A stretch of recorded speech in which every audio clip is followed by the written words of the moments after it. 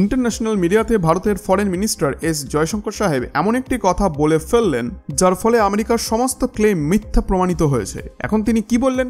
And where was the US in this process? Well, the US was in the United States. তিনি বললেন যে US never mediated anything, US was in United states. এটি একটি ছোট্ট line মনে হতে পারে, কিন্তু এর পেছনে লুকিয়ে আছে একটা পুরো ডিপ্লোম্যাটিক বিস্ফোরণ। প্রথমে শুনলে মনে হতে পারে যে এ আবার কেমন কথা, ইউএস তো অবশ্যই ইউএসতেই থাকবে, কিন্তু আসল ধাক্কাটা লুকিয়ে আছে এই কথার ভেতরে। ট্রাম্প এতদিন ধরে দাবি করে আসছিলেন যে উনি নাকি ভারত আর পাকিস্তানের মধ্যে যে পারমাণবিক যুদ্ধ হওয়ার পসিবিলিটি ছিল সেটিকে থামিয়ে দিয়েছেন। মিডিয়াতেও বলেছিলেন যে উনি নাকি দুই পক্ষের মধ্যে মধ্যস্থতা করেছেন আর সেই জন্যই যুদ্ধ হয়নি। কিন্তু জয়শঙ্করজির কথায় একথা প্রমাণ হয়ে গেল যে ওসব ছিল একটি গল্প।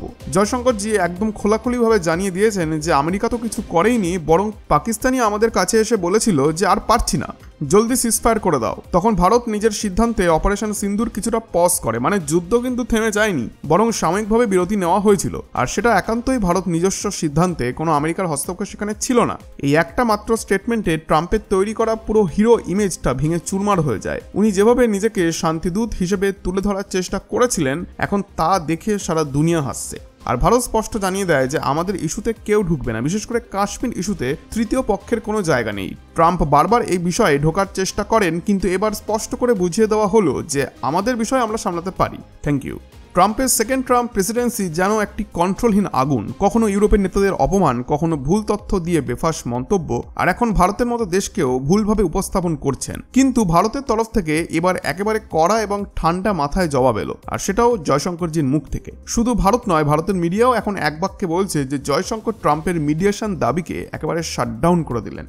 এখন আরও একটা জিনিস হচ্ছে যে আমেরিকার ভেতরেই বড় বড় রাজনৈতিক এবং সিকিউরিটি অ্যাডভাইজাররা প্রকাশ্যে বলছেন যে ডোনাল্ড ট্রাম্প ভুলভাবে নিজের কৃতিত্ব দাবি করতে চাইছেন। এখানে একটা বিষয় আপনাকে বুঝতে হবে যে এই বিষয়টা এখন একেবারে ক্লিয়ার হয়ে গেছে যে এতে কোনো বিতর্কই নেই। আমেরিকার সিনেটর জেডি ভ্যান্স সত্যি প্রধানমন্ত্রী মোদির সঙ্গে কথা বলেছিলেন, এমনকি কিছু এমার্জেন্সি কলও এসেছিল ভারতের দিকে। এই তথ্যগুলি ইউএস ন্যাশনাল রেকর্ডেও নথিভুক্ত আছে।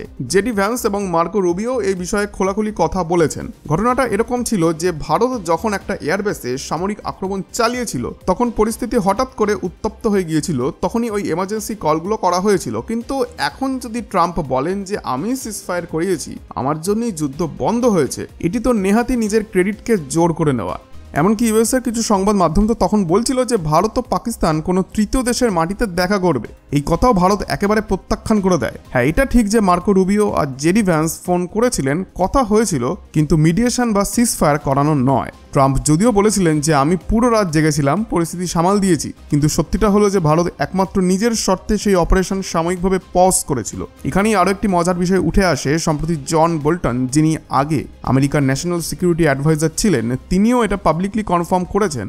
তিনি বলেছেন যে ট্রাম্প এমন কেউ না যে ইন্ডিয়ার বিরুদ্ধে সে কিছু করতে চাইছে বা অ্যান্টি ইন্ডিয়া হয়ে গেছেন। আসলে ট্রাম্প বিং ট্রাম্প, তার স্বভাবই হচ্ছে সবকিছুর ক্রেডিট নেওয়া। এটা ঠিক যে ট্রাম্পের একটা দীর্ঘমেয়াদী লক্ষ্য হলো নোবেল শান্তি পুরস্কার পাওয়া। তাই তিনি যদি বলে দেন যে আমিই তো নিউক্লিয়ার যুদ্ধ থামালাম, সবকিছু আমিই সামলালাম, তাহলে ওই লক্ষ্য পূরণের সম্ভাবনা অনেকটাই বেড়ে যাবে। এই স্ট্র্যাটেজিক ক্রেডিট মার্কেটিংটাই উনি চালিয়ে যাচ্ছেন। এখানে আরও একটা জিনিস আমি অ্যাড করতে চাই যে জন বোল্টন ও ডোনাল্ড ট্রাম্পের মধ্যে সম্পর্ক বরাবরই খুব একটা ভালো ছিল না, বরং বিগত কয়েক বছর ধরে আপনি দেখবেন যে জন বোল্টন বিভিন্ন সময় তার বই ও আর্টিকেলে ট্রাম্পের তীব্র সমালোচনা করেছেন। কিন্তু এই ক্ষেত্রে বোল্টন যেন ভারতের মানুষদের একটা বিষয় বুঝিয়ে দিতে চাইলেন যে সবকিছু দেখে এই ভুল ধারণা করবেন না যে ইউএসএ ভারতের বিরুদ্ধে কিছু করতে চাইছে। ব্যাপারটা শুধু এটুকুই যে ট্রাম্প শুধু নিজের ক্রেডিট নেওয়ার চেষ্টা করছেন যেন তার ইমেজ গ্লোবালি ঝকঝকে হয়। কিন্তু এখানে একটি ইম্পর্টেন্ট কোশ্চেন আসে যে ট্রাম্প নিজের ইমেজ তৈরি করতে চাইছেন, কিন্তু সেটা কি ভারত বা আমাদের ক্ষতির খাতিরে তৈরি হওয়া উচিত? পাকিস্তানিরা আজকে এই বলার সাহস পাচ্ছে যে ডোনাল্ড ট্রাম্প এসে সিজফায়ার করিয়েছেন। এই কথাটাই তো সমস্যার।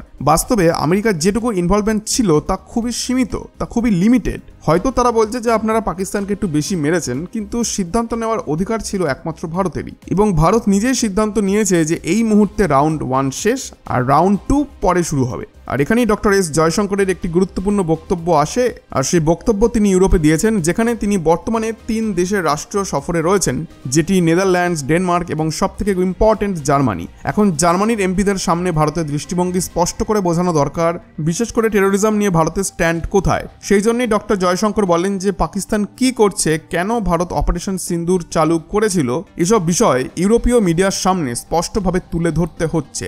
এখন পাকিস্তানের এক জেনারেল সরাসরি ভারতের এক জেনারেলকে ফোন করেছিলেন, সেই ফোন কলের পরেই সিদ্ধান্ত নেওয়া হয় যে অপারেশন সিন্দুর আপাতত পজ করা হবে। তবে এখানে প্রশ্ন উঠতেই পারে যে এই অপারেশনটা থামানোটা কি ঠিক কাজ ছিল?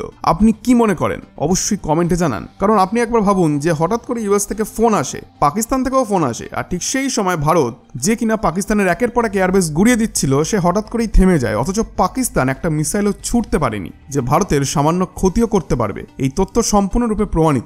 তাহলে হঠাৎ এমন কি হলো? রিপোর্ট অনুযায়ী ইউএসের যে নিউক্লিয়ার কন্টামিনেশন কন্ট্রোল প্লেন থাকে সেটি পাকিস্তানে পাঠানো হয়, এমনকি ইজিপ্ট থেকে প্লেন ঢুকতে দেখা গেছে পাকিস্তানের আকাশে।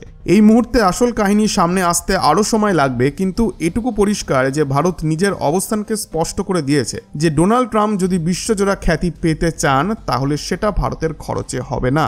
আর সবথেকে গুরুত্বপূর্ণ কথা যে বিদেশ মন্ত্রী এস জয়শঙ্করজি স্পষ্ট জানিয়ে দিয়েছেন যে যদি জঙ্গিরা পাকিস্তানের মাটিতে থাকে তাহলে তাদের ঠিক যেখানে আছে সেখানেই হামলা করা হবে। এই বক্তব্যে আপনি যেভাবে খুশি শব্দ বসান, কিন্তু বার্তাটা একটাই যে ভারত অ্যাকশন নিতেই প্রস্তুত। আর ডোনাল্ড ট্রাম্পের মতো নেতারা যদি ভাবেন যে নিজের ইমেজ বানাতে ভারতের কাঁধ ব্যবহার করবেন, তাহলে এবার তারা ভুল জায়গায় পা দিয়েছেন। কারণ এখানে ভারত এবার রিয়্যাক্ট করছে না, কেবল প্রিঅ্যাক্টও করছে। আর এই পুরো ঘটনায় একেবারে স্পষ্ট যে টেরোরিজম হোক বা প্রোপাগান্ডা, যেখানেই ভারতকে ছোট করার চেষ্টা হবে সেখানেই জবাব যাবে দ্বিগুণ তীব্রতায়। এখন সময় এসেছে ভারতের এই বার্তা পুরো বিশ্বে ছড়িয়ে দেওয়া যে if the threat is Real, India's response will be louder than ever. ভিডিওটি ভালো লেগে থাকলে ভিডিওটিতে একটি লাইক দিয়ে অবশ্যই কমেন্ট করুন যে আপনি এই বিষয়ে কি ভাবছেন, আর বন্ধুদের সঙ্গে শেয়ার করতে ভুলবেন না। ধন্যবাদ।